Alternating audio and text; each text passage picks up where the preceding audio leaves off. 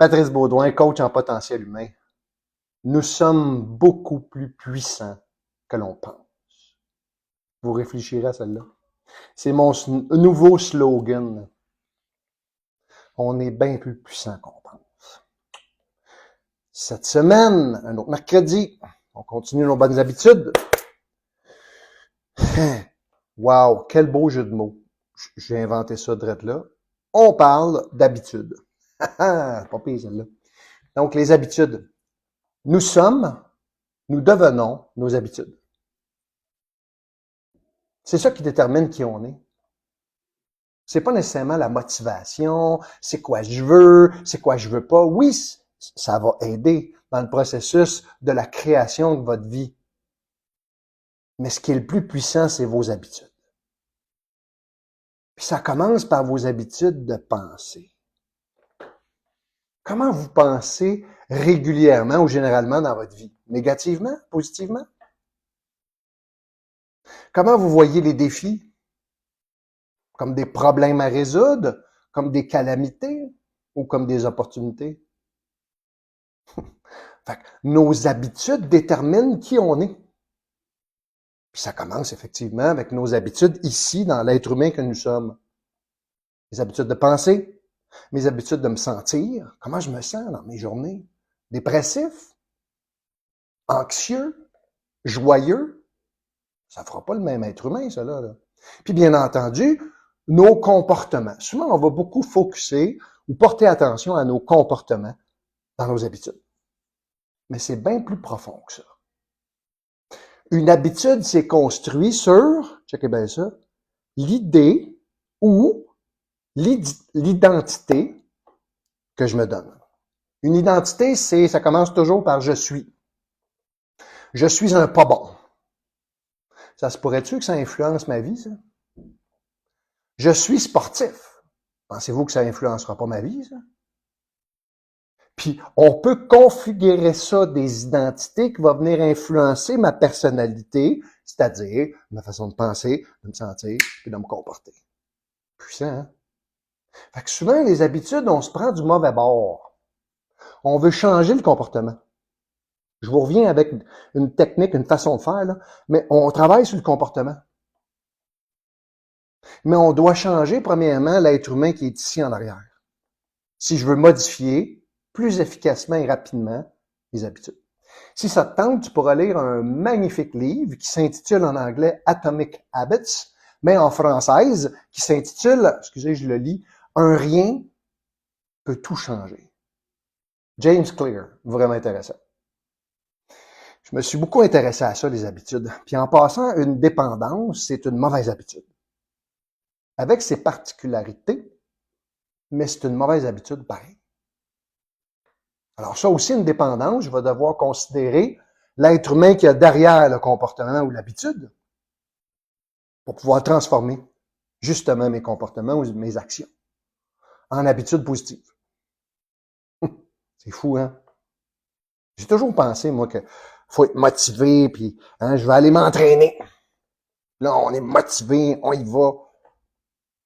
Si mon identité est une identité, dis-je, de sportif, de quelqu'un qui bouge, ça va être beaucoup plus efficace. Parce que quelqu'un de sportif, là, il va-tu rester à manger des chips devant la télé et écouter une série Netflix en boucle? Pas vraiment. Un sportif va bouger. Right? Alors, une habitude, le cerveau humain, là, c'est une bête d'habitude. Pourquoi? Parce que le cerveau a besoin de simplifier la patente. Trop d'informations, trop d'affaires. Imaginez, là, s'il fallait qu'à tous les jours, à chaque moment, on réfléchisse à « je dois respirer, mon cœur doit battre, je dois digérer, comment on marche, c'est quoi déjà, comment on conduit? » Ça fonctionnerait pas, on n'aurait pas de temps pour créer nos vies. On serait trop préoccupé par survivre. Mais la machine humaine est bien faite. Alors, le cerveau va créer des automatismes. Hein? Le pilote automatique, comme je parle souvent. Et le pilote automatique, ça peut être des façons de penser, des façons de me sentir, puis aussi ça peut être des comportements ou des habitudes. Le cerveau apprend d'une seule façon, la répétition. C'est pour ça que je dis que la dépendance, c'est pas nécessairement une maladie chronique. Le cerveau, il a fait sa job. Je lui ai enseigné ça par la répétition. Quand je m'ennuie, par exemple, j'ai goût de manger une barre de chocolat ou de boire une bière. Puis je l'ai tellement répété souvent que c'est devenu un conditionnement et un automatisme. J'y pense même plus. Il y a une idée qui me vient, clic, clic, ça va tout seul, go, je suis au frigidaire ou au dépanneur en train de me chercher une bière. C'est ça qu'on doit briser. Ce cycle-là, répétitif et conditionné, communément appelé une habitude. Je trouve ça moins dramatique. J'ai pas dit que les dépendances, il n'y avait pas de souffrance puis d'éléments négatifs, là, et de conséquences destructives. C'est pas ça que je dis. N'importe quelle mauvaise habitude, quelle qu'elle soit, à différents degrés, est négative pour ma personne. Ben, le fond de l'histoire, c'est que c'est une habitude que je dois briser. Comment on fait ça, Patrice, briser une habitude? Une habitude, c'est construit sur une seule chose. Check bien ça. La récompense. Le cerveau, il fonctionne juste de même. Une récompense. C'est ça qui m'amène à être motivé. Il y a une récompense. On peut avoir interprété, inventé une histoire par rapport aux récompenses aussi. On vit présentement dans un monde, vous le savez, là, d'instantané. Tout est accessible tout de suite. La récompense là, est à un clic. C'est fou. Tu veux changer tes habitudes? Développe la capacité à reporter le plaisir à plus tard. Scott Peck, Le chemin le moins fréquenté, qui est un livre fantastique, qui dit retarder le plaisir, c'est un être humain discipliné. Je trouve ça intéressant. Retarder le plaisir. Pour venir équilibrer. Mais malheureusement, dans l'époque où on vit, on a le piton collé sur la gratification instantanée. Puis on vient jouer, on vient un petit peu, comment je peux dire, troubler notre centre de récompense.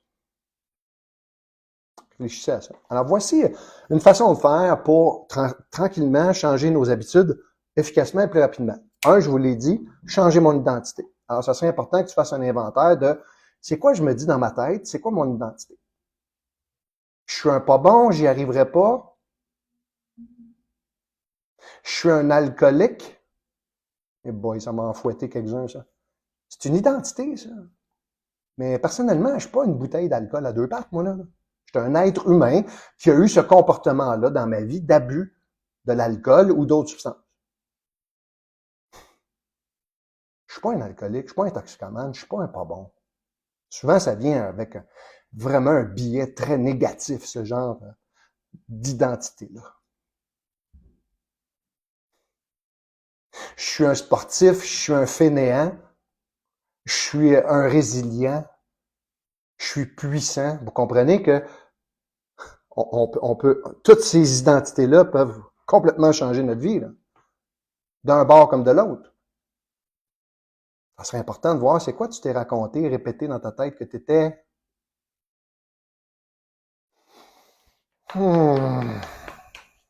Parce que tu peux programmer ça. Ben oui, c'est toujours la même question. Qu'est-ce qui est le plus avantageux et bénéfique pour toi? De penser que tu es un pas bon? Que toute ta vie, tu vas être un alcoolique fini? Ben non. Vous vous souvenez, là, je recommande par rapport à des habitudes de dépendance à l'alcool, par exemple, je vais toujours recommander l'abstinence. C'est la solution la plus sensée, la moins risquée. Celle qui n'a plus de sens. Pourquoi je me mettrais un poison dans le corps? Je trouve ça douteux. Bref, c'est à chacun de prendre cette décision-là. Alors, pour revoir mes habitudes, premièrement, ça serait une bonne idée de faire l'inventaire de mes habitudes dans une semaine. Tu prends une semaine, toutes les habitudes que tu as. Le matin, le midi, le soir, durant ta journée. Qu'est-ce que tu fais? Des fois, on n'est même pas conscient de ça. Et à partir du moment où il y a des habitudes qui me conviennent plus, ben, je les identifie. Puis après ça, je fais ce que j'appelle un jeûne intermittent de cette habitude-là en la remplaçant par une autre. Voilà la clé. Fait que, premier élément, changer mon identité. Deuxièmement, faire l'inventaire de mes habitudes. Et troisièmement, faire le jeûne intermittent de cette habitude-là. C'est 30 jours. Fait que je l'arrête, mais je le remplace par autre chose. C'est ça la clé. Souvent, on remplace par rien. Le cerveau, il va encore chercher une récompense. Fait qu'il va te ramener à ta vieille habitude. Tu comprends? Fait que ce qu'on veut, c'est changer la mauvaise habitude qui me convient plus par une nouvelle. Exemple, si à tous les soirs, en rentrant à la maison, à 4 heures, je vais dans le frigidaire me prendre une bière, ben, je peux peut-être changer ça par, je vais aller prendre une marche. Je vais aller faire marcher le chien dans le bois. Whatever. C'est une clé, ça. Change ta mauvaise habitude par une bonne qui te convient mieux. Et là, après 30 jours, à peu près, ça va être une nouvelle habitude qui va être inscrite. Et oui, ça prend de la discipline et de la constance, comme d'habitude. Fait qu'essaye ça. Fais ton inventaire, check ce qui te convient, ce qui te convient pas. Mais surtout, je finis avec ça, surtout, change la perception que tu as de toi, c'est-à-dire ton identité, qui crée ta personnalité, ce que tu es. Oui, ça se transforme. Ben oui, une personnalité, ça se transforme. Absolument. Ça, c'est ta job. J'ai pas dit que c'était facile, mais ça se fait. Intéressant, hein? Mon identité va par la suite m'aider à changer mes habitudes et à peut-être adopter des habitudes qui vont mieux convenir avec le genre de personne que je suis et de vie que je veux. Patrice Baudouin, coach en potentiel humain. Au plaisir de vous retrouver la semaine prochaine.